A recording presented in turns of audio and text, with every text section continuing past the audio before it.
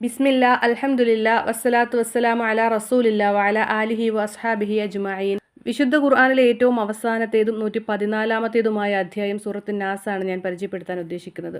6 വചനങ്ങളോടുകൂടിയ ഈ അധ്യായം നബി സല്ലല്ലാഹു അലൈഹി വസല്ലമയുടെ മക്ക കാലഘട്ടത്തിൻ്റെ ആദ്യ നാളുകളിൽ അവതരിച്ചിട്ടുള്ളതാണ്. പ്രവാചകൻ സല്ലല്ലാഹു അലൈഹി വസല്ലമ മദീനയിലേക്ക് ഹിജ്റ പോയപ്പോൾ അവിടെയും സൂറത്തുൻ നാസ് കേൾപ്പിച്ചതായി പറയപ്പെടുന്നുണ്ട്. നബി സല്ലല്ലാഹു അലൈഹി വസല്ലമയുടെ പരീക്ഷണ കാലഘട്ടത്തിൻ്റെ ഏറ്റവും സങ്കീർണമായ സാഹചര്യത്തിലാണ് ഈ സൂറത്തിൻ്റെ അവതരണം. പ്രധാനമായും പൈശാചികമായ ദുർബോധനങ്ങളിൽ അടിമപ്പെട്ടു പോകാനുള്ള സാഹചര്യങ്ങളിൽ നിന്ന് റസൂൽ സല്ലല്ലാഹു അലൈഹി വസല്ലമയെ രക്ഷപ്പെടുത്താൻ വേണ്ടിയിട്ടാണ് അല്ലാഹു സുബ്ഹാനഹു വ തആല ഇതുപോലുള്ള അധ്യായങ്ങൾ അവതരിപ്പിച്ചിട്ടുള്ളത്. സൂറത്തുൻ നാസിൻ്റെ മഹത്തായ പ്രത്യേകതകളിൽ ഒന്നാണ് ഇതുപോലൊരു അധ്യായം മുൻ വേദഗ്രന്ഥങ്ങളായ തൗറാത്തിലോ സബൂറിലോ ഇഞ്ചീലിലോ അതല്ല പരിശുദ്ധ ഖുർആനിൽ തന്നെയോ അവതരിച്ചിട്ടില്ല എന്നുള്ളത്. നബി സല്ലല്ലാഹു അലൈഹി വസല്ലം ഈ കാര്യം നമ്മളെ പഠിപ്പിച്ചു തന്നിട്ട് ഒരു രാത്രിയിലും നീ അത് പാരായണം ചെയ്യാതെ വിട്ടുകളയരുതെന്ന് നമ്മളെ ഓർമ്മപ്പെടുത്തുകയും ചെയ്യുന്നുണ്ട്.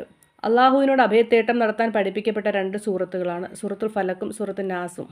മഹാനായ അബൂ സഈദുൽ ഖുദ്രി റളിയല്ലാഹു അൻഹു ഉദ്ധരിക്കുന്ന ഒരു ഹദീസിൽ കാണാം, നബി സല്ലല്ലാഹു അലൈഹി വസല്ലമ ജിന്നുകളിൽ നിന്നും കണ്ണീറിൽ നിന്നുമൊക്കെ അള്ളാഹുവിനോട് കാവൽ ചോദിച്ചിരുന്നു. സൂറത്തുൻ നാസും ഫലക്കും അവതരിച്ചപ്പോൾ മുമ്പ് നിർവഹിച്ചിരുന്ന കാവൽ തേട്ടങ്ങൾ ഒഴിവാക്കുകയും ഈ 2 സൂറത്തുകൾ അഭയത്തേട്ടത്തിനും കാവൽ തേട്ടത്തിനും വേണ്ടി ഉപയോഗിക്കുകയും ചെയ്തു എന്നാണ് പണ്ഡിതന്മാർ വിശദീകരിച്ചിട്ടുള്ളത്. സൂറത്തുൻ നാസ് പാരായണം ചെയ്യേണ്ട പ്രത്യേക സന്ദർഭങ്ങൾ നമുക്ക് പഠിപ്പിച്ചു തന്നു.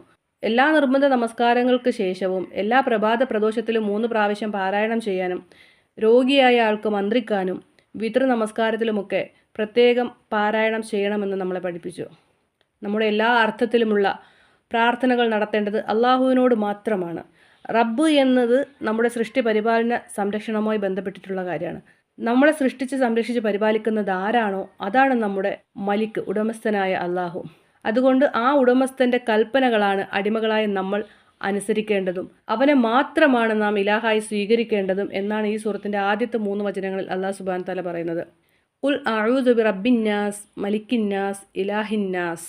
മനുഷ്യരുടെ രക്ഷിതാവായ, മനുഷ്യരുടെ ഉടമസ്ഥനായ, മനുഷ്യരുടെ ആരാധ്യനായ അള്ളാഹുവിനോട് ഞാൻ രക്ഷ തേടുന്നു എന്ന് നീ പറയുക. എന്തുകൊണ്ടാണ് ഇവിടെ മനുഷ്യരുടെ രക്ഷിതാവ് അല്ലെങ്കിൽ മനുഷ്യരുടെ രാജാവ്, മനുഷ്യരുടെ ഇലാഹ് എന്നൊക്കെ പറയാൻ കാരണം? അതിൻ്റെ കാരണം പരിശുദ്ധ ഖുർആനിൻ്റെ അവതരണം തന്നെ മനുഷ്യന് വേണ്ടിയിട്ടുള്ളതാണ്. അള്ളാഹുവിൻ്റെ സൃഷ്ടികളിൽ ബുദ്ധിയും വിവേകവും ഉള്ളത് മനുഷ്യൻ മാത്രമാണ്. അള്ളാഹുവിൻ്റെ മറ്റെല്ലാ സൃഷ്ടികളും അള്ളാഹുവിന് വഴിപ്പെട്ട് ജീവിക്കുമ്പോൾ മനുഷ്യൻ മാത്രമാണ് അതിൽ നിന്ന് വിഭിന്നമായിട്ടുള്ളത്. അതുകൊണ്ട് അല്ലാഹു സുബ്ഹാനഹു വ തആല നമ്മളെ ഓർമ്മപ്പെടുത്തുകയാണ്, മനുഷ്യ നീയും അള്ളാഹുവിൻ്റെ സൃഷ്ടിയാണ്, അള്ളാഹുവിനോട് മാത്രമാണ് നീയും രക്ഷ തേടേണ്ടത് എന്ന്. തൊട്ടടുത്ത വചനങ്ങളിൽ എന്തിൽ നിന്നാണ് രക്ഷ തേടേണ്ടത് എന്നാണ് പറയുന്നത്. മനുഷ്യൻ്റെ ഹൃദയങ്ങളിൽ ദുർബോധനം നടത്തി പിന്മാറിക്കളയുന്ന മനുഷ്യരിലും ജിന്നുകളിലും പെട്ട പിശാചുക്കളുടെ കെടുതികളിൽ നിന്നാണ് നാം രക്ഷ തേടേണ്ടത്. മനുഷ്യൻ്റെ പ്രധാനപ്പെട്ട ഭാഗം എന്ന് പറയുന്നത് അവൻ്റെ മനസ്സാണല്ലോ. ഇബ്ലീസ് സ്വാധീനമുണ്ടാക്കുന്നത് ഈ മനുഷ്യൻ്റെ മനസ്സുകളിലാണ്. ഒരു മനുഷ്യനെ ഇബ്ലീസ് കീഴ്പ്പെടുത്താൻ ഉദ്ദേശിക്കുമ്പോൾ അവൻ മനുഷ്യൻ്റെ മനസ്സുകളിൽ വസ്വാസ് ഉണ്ടാക്കും. ഒരാൾ അറിയാതെ തന്നെ അയാളുടെ മനസ്സിൽ ദുർചിന്തകൾ ഉണർത്തുന്നതിനാണ് വസ്വാസ് എന്ന് പറയുന്നത്. ദുഷിച്ച വികാരങ്ങൾ ഇളക്കി വിടുക, ദുർപ്രവർത്തികൾക്ക് പ്രേരണ നൽകുക, നല്ല കാര്യങ്ങളൊക്കെ നമുക്ക് ചീത്തയായി തോന്നിപ്പിക്കും, ചീത്ത കാര്യങ്ങളൊക്കെ നല്ലതായി തോന്നിക്കും. അങ്ങനെ എന്തൊക്കെ തിന്മകളുണ്ടോ അതിനൊക്കെ നമുക്ക് ധൈര്യം തന്ന് ആ തിന്മകളൊക്കെ നിസാരവൽക്കരിച്ച് നമ്മളെ അതിലേക്ക് തള്ളിവിടും. നമ്മളത് ചെയ്തെന്ന് ഉറപ്പായി കഴിയുമ്പോൾ പിശാച് നമ്മളിൽ നിന്ന് പിന്മാറിപ്പോകും. അങ്ങനെ ഒഴിഞ്ഞു മാറുന്നവൻ എന്നാണ് ഖന്നാസ് എന്ന വാക്കിൻ്റെ അർത്ഥം. മനുഷ്യനിൽ ഈ പിശാച് ഉണ്ടാക്കുന്ന ദുർബോധനങ്ങൾ പലവിധ ചിന്തകളിലേക്കും സംശയങ്ങളിലേക്കും മനുഷ്യനെ എത്തിക്കും. വിശ്വാസം മുതൽ അവൻ്റെ കർമ്മരംഗങ്ങളിൽ വരെ ദുർബോധനം ബാധിക്കും. സംശയവും ആശയക്കുഴപ്പങ്ങളും യുക്തിവാദ ചിന്തകളും ഒക്കെ ഉണ്ടാവാൻ കാരണം പിശാചിൻ്റെ ഈ ദുർബോധനങ്ങളാണ്. അള്ളാഹു ഉണ്ടോ, ഉണ്ടെങ്കിൽ ആരാണ് അള്ളാഹുവിനെ സൃഷ്ടിച്ചത് തുടങ്ങിയ തരത്തിലുള്ള ചോദ്യങ്ങൾ വിശ്വാസപരമായി പിശാച് നമ്മളിൽ ഉണ്ടാക്കുന്ന ദുർബോധനത്തിൻ്റെ ഭാഗമായി ഉണ്ടാകുന്നതാണ്. അങ്ങനൊരു ചിന്ത വന്നാൽ ഉടൻ തന്നെ നാം അള്ളാഹുവിനോട് ശരണം തേടേണ്ടതുണ്ട് എന്നും നമ്മളെ പഠിപ്പിക്കുന്നുണ്ട്. പിശാചിൻ്റെ ഏറ്റവും വലിയ ലക്ഷ്യം എന്ന് പറയുന്നത് അള്ളാഹുവിനുള്ള ആരാധനയിൽ നിന്ന് മനുഷ്യനെ വഴിപിഴപ്പിച്ച് അവരെ ശിർക്കിലേക്കും അതുവഴി ശാശ്വത നരകത്തിലേക്കും എത്തിക്കുക എന്നുള്ളതാണ്.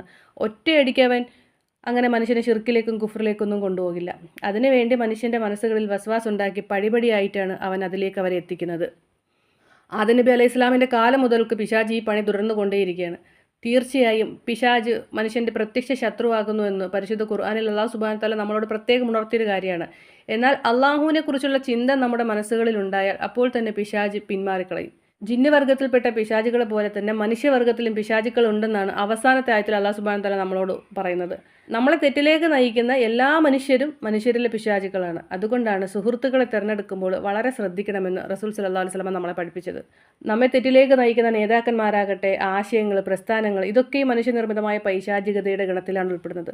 പ്രത്യേകമായി നാം മനസ്സിലാക്കേണ്ട മറ്റൊരു കാര്യം എന്തെന്നാൽ, ഏതൊരു കാര്യവും അടിസ്ഥാനപരമായി അള്ളാഹുവിൽ നിന്നുള്ളതല്ലെങ്കിൽ അതിന് തിന്മയുടെ പ്രചോദനമുണ്ടായിരിക്കും. നമ്മുടെ നിത്യജീവിതത്തിൽ വളരെ പ്രാധാന്യമുള്ള ഒരു സൂറത്താണ് സൂറത്തുൻ നാസ്. മനുഷ്യ ജിന്ന് വർഗത്തിൽപ്പെട്ട എല്ലാ പിശാചുക്കളെ തിരിച്ചറിയാനും അതിൽ നിന്ന് സ്വയം രക്ഷപ്പെടാനും ശ്രമിക്കേണ്ടതുണ്ട് എന്ന ഒരു പാഠം കൂടി ഈ സൂറത്തിലൂടെ നമ്മളെ പഠിപ്പിക്കുന്നുണ്ട്. പരിശുദ്ധ ഖുർആനിന്റെ പാരായണവും അർത്ഥം പഠിക്കലും ആശയം പഠിക്കലും അത് നമ്മുടെ ജീവിതത്തിൽ പ്രവർത്തിക്കലുമൊക്കെ പിശാചിന് ഒരിക്കലും ഇഷ്ടപ്പെടുകയില്ല. അള്ളാഹുവോട് നാം നിരന്തരമായി പിശാചിന്റെ ദുർബോധനത്തിൽ നിന്ന് രക്ഷ തേടിക്കൊണ്ടേയിരിക്കണം. എല്ലാവിധ പൈശാചികതയിൽ നിന്നും അല്ലാഹു സുബ്ഹാനഹു വ തആല നമ്മളെ കാത്തുരക്ഷിക്കട്ടെ. വ ആഖിറു ദഅവാന അനിൽ ഹംദുലില്ലാഹി റബ്ബിൽ ആലമീൻ.